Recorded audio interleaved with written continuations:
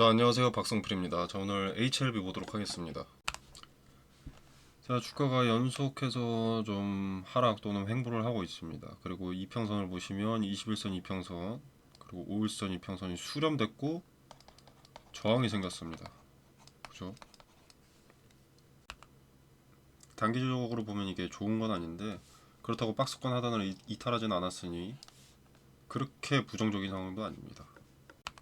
그냥 좋지도 나쁘지도 않은 상황, 거래도 없고 뭐 거래가 없는 게 좋은 건 아닌데 어떤 의도가 숨어 있지는 않다는 거죠. 자, 아무튼 이제 남은 이벤트 일정으로는 NDA를 신청하고 클래스 1, 클래스 2 여부를 확인받는 것입니다.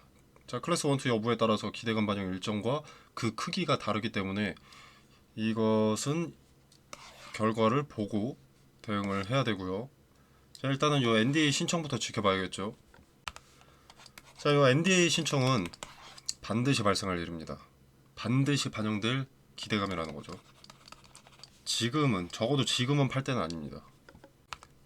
자, 파는 것보다는 사는 쪽이 메리트가 있죠. 지금은 딱히 매수를 권유드리는 건 아닌데 지금 요 자리에서 이런 기대감 일정이 남아있기 때문에 파는 것보다는 사는 쪽이 낫다는 겁니다. 자, 이 NDA 일정 관련해서 타이베이 미팅 얘기를 안 할 수가 없습니다. 그죠? 자, 공식 블로그고요. FDA는 보안 사항에 대해서 이견이 없었다. 다른 의견이 없었고 보완한 내용을 기반으로 한 자료를 추가 제출해달라 라고 FDA가 요청을 했다. 그래서 추가 요청 자료에 대한 데이터를 신속하게 확보하고 NDA 재신청을 하겠다. 자, 이 부분 관련해서 일단 항소제약은 자, CMC 이슈가 있었고요. 지멘스 MES 시스템이라고 해서 약 620억을 들여서 장비를 교체했습니다. 지멘스는 자동화 쪽에서는 세계 1위의 기업이고요.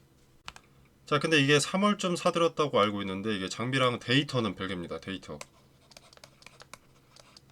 장비는 별개다. 그러니까 장비 하나 사들였다고 바로 문제가 해결되는 것이 아니라 데이터를 검증을 해야 된다는 거죠. 특정 기간 동안. 자, 모든 행위에 대해서 검증 절차가 필수고 그 기간을 FDA에서 얼마나 요구했는지는 모릅니다. 근데 저는 이 FDA 타이베이 미팅을 미루고 시간이 계속 딜레이 되던 것이 그 일정 기간의 데이터를 수집하기 위해서 항소제약에게 다소 시간이 필요했던 것으로 생각이 된다는 겁니다. CRL이 있을 때 지적사항은 분명히 확연하게 줄어들었었는데 시간이 딜레이 된 것이 이 데이터 때문이라는 거죠. 데이터를 축적할 그 시간이 필요했기 때문에.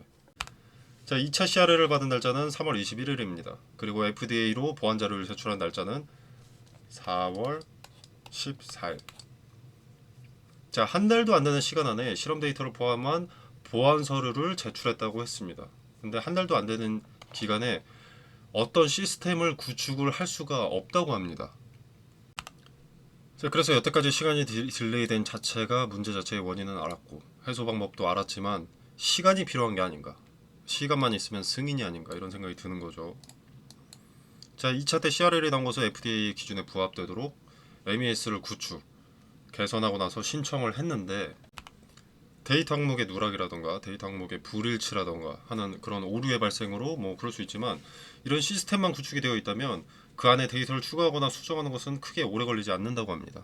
자, 그래서 이것을 추가하고 몇 개월치 분량의 데이터를 제출해라 라고 FDA에서 이야기를 했다면 그 데이터를 축적하기 위한 시간만이 필요할 뿐인 거고요.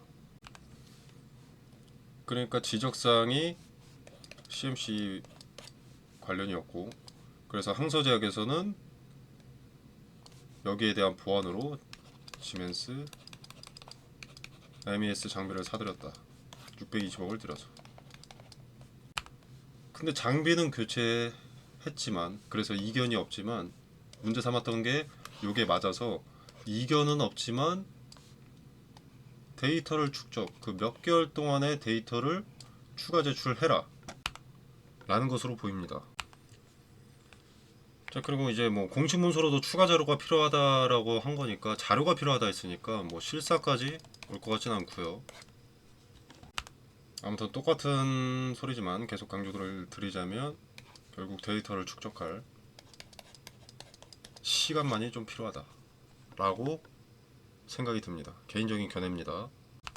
근데 지금 주가가 지지부진한 것은 그냥 일단 승인이 아니라 추가 제출해라, 이런 문구에만 좀 집중되는 것 같습니다.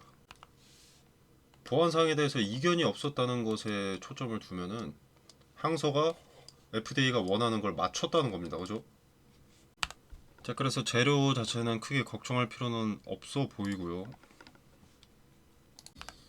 자, 근데 그렇다고 지금 당장 기대감이 반영되기는 또 좀 이르죠. CRL이 완전히 해소된 것은 아니니까요. 일단 추가 자료를 제출해야 해소가 되는 것이고, 다음 단계인 NDA로 나아갈 수 있는 것이기 때문에 아직은 기대감이 반영될 차례가 아닙니다. 데이터를 제출하고 나면 그때부터 기대감이 반영되겠죠. NDA 신청에 대한 기대감. 자, 그리고 이 시점에는 NDA 신청에 대한 기대감이 반짝 반영되다가 클래스 2에 대한 리스크 경계가 좀 동반이 될 것이고, 클래스 1이 나온다면 추첨했던 만큼 막대한 기대감이 반영될 것이고, 클래스 2라면 재료 일정이 6개월이라는 긴 시간으로 미뤄지기 때문에 실망감의 하방 압력부터 들어오게 될 겁니다. 자, 근데 개인적으로는 임상 데이터는 이미 확실하고 업계에서도 리보세라닌 플러스 캄렐리주맙의 병용 치료제가 빨리 나오길 바라는 뉴스, 그리고 1차 표준 치료제 등재 등의 이슈가 있기 때문에 약의 효능은 문제 삼을 것이 없고, 여태까지 문제로 꼽혔었던 항서제약의 CMC 문제는 FDA에서 보안 사항에 대해서 이견이 없었다고 했기 때문에 클래스 1이 나올 가능성이 상당히 높지 않을까 생각합니다. 자, 그리고 개인적인 사견인데 이런 거 있죠. 미팅 세부 내용은 항서제약과 공지 협의가 완료되는 대로 다시 안내를 드리겠습니다. 자, 이런 내용이 HLB 전환 사채 같은 것 때문에 의도적으로 미루는 것 같습니다. 아니, 왜냐면 협업하는 관계인데 미팅 세부 내용 공시해도 되겠습니까? 이메일 하나 보내면 답변 오는 거 아닙니까?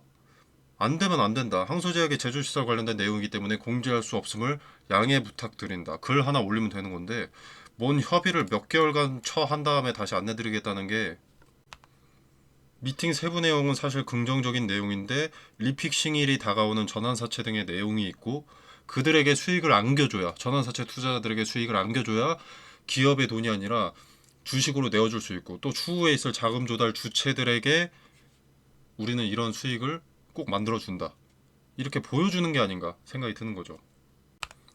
자, 이건 개인적인 생각이기 때문에 한 귀로 듣고 한 귀로 흘리셔도 됩니다만, 뭔 내용이 있을 때마다 항서제약 물고 늘어지면서 자세한 내용 알려주지 않는 게 이유가 있지 않나. 자, 그리고 그때마다 전환사채 리픽싱 일정이 있었기 때문에 좀 그런 생각이 듭니다. 38회차 39회차.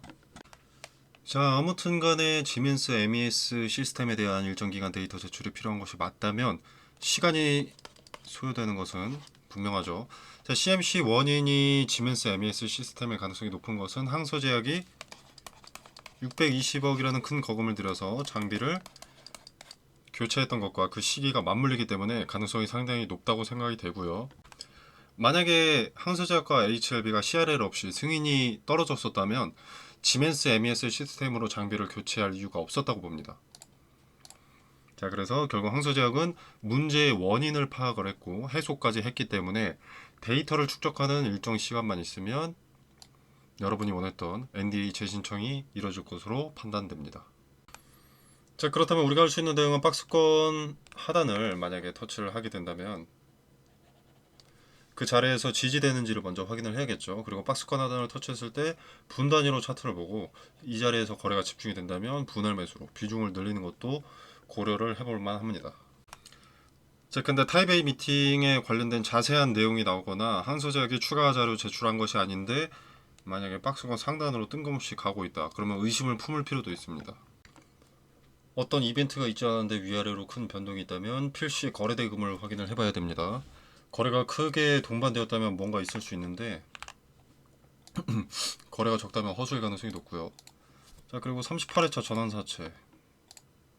자, 요건 이제 리픽싱으로 이미 최저 조정가액을 받았습니다. 최저 조정한도 55,769원, 조정 전환가액 55,769원. 자, 그리고 얘네는 이제 풋옵션. 자, 이걸 9월에 할 수 있는데 기업의 입장에서도 풋옵션을 방어하려면 9월에는 주가를 좀 올려줘야만 합니다. 9월 안에 어떤 일정이 나올 가능성이 높다고 보고요. 뭐 폭등까지는 아니어도 38회차 전환사채의 전환가액에서 20-30% 정도는 좀 넘지 않을까 추측을 해봅니다. 자, 물론 이 부분은 예단하고 매매해서는 안 됩니다만 기업은 직접 손해를 안고 싶지 않을 것이기 때문에 어떤 식으로든 주가를 일부러 상승시킬 가능성이 높다고 봅니다. 풋옵션을 행사하게 되면 기업은 현금 상환 부담 증가로 인해서 재무적인 어려움을 겪을 수 있거든요. HLB라는 기업은 주주들한테 그 부담을 주면 좋지 본인들이 떠안을 생각은 없는 기업 아니겠습니까? 자, 텔레그램방에서 이벤트 일정에 대한 정보 받아보시고 리스크에 대한 근거들을 확인해 보시길 바라겠습니다. 또 트레이딩 관점에서 유의미한 기준 가격대들을 말씀드리고 그 자리가 왜 유의미한지, 그리고 그 자리들을 터치했을 때 무슨 의미가 있는 건지, 근거는 무엇인지, 궁극적으로 어떤 대응을 해야 하는지 디테일을 설명드리겠습니다. 자, 텔레그램방 참여는 영상 설명란에 보시면 여기 더보기 버튼이 있습니다. 자, 이 버튼을 누르시면 이렇게 링크가 기재가 되어 있고요. 자, 이 공간 안에서 제공되는 정보 일체의 금전, 돈을 요구하지 않습니다. 투자의 기준과 근거들을 설명드리고요. 자, 그리고 개별 종목 HLB 말고도 이제 추천 종목 말씀드립니다. 뭘 사야 될지 모르겠다면 추천 종목 한번 참고해 보셔도 좋을 것 같고요. 자, 그리고 검색기 말씀 많이 하셔서 검색기 공유 드립니다. 인터넷에 종류가 너무 많습니다. 검색을 해보면. 그래서 HTS에 뭘 적용하셔야 할지 많이들 헷갈리시던데 좀 쓸모있는 것들만 추려서 알려드리겠습니다. 당연히 만능인 것은 아니고요. 쓸데없는 방대한 정보들을 제외하고 봐야 될 것에 집중할 수 있도록 추려놓은 검색기입니다. 그리고 종목 추천은 시가 매매 위주로 말씀을 드립니다. 그래서 종목 찾고 계시는 분들 한번 확인해 보시면 되겠습니다. 뭐 수익률 뭐 100%, 200%, 300% 이런 말도 안 되는 거창한 거 아니고요. 하루에 뭐 3에서 5%잘 나가면 10% 이런 거고, 당연히 매번 수익 종목인 것도 아닙니다. 리스크 적은 종목으로 매매 연습하시면서 소소하게 용돈 챙기는 목적이 더 크고요. 당연히 무료 추천 주니까 부담 없이 지켜만 보셔도 상관이 없습니다. 여러분의 투자에 도움이 되기를 바라면서 마무리하겠습니다. 감사합니다.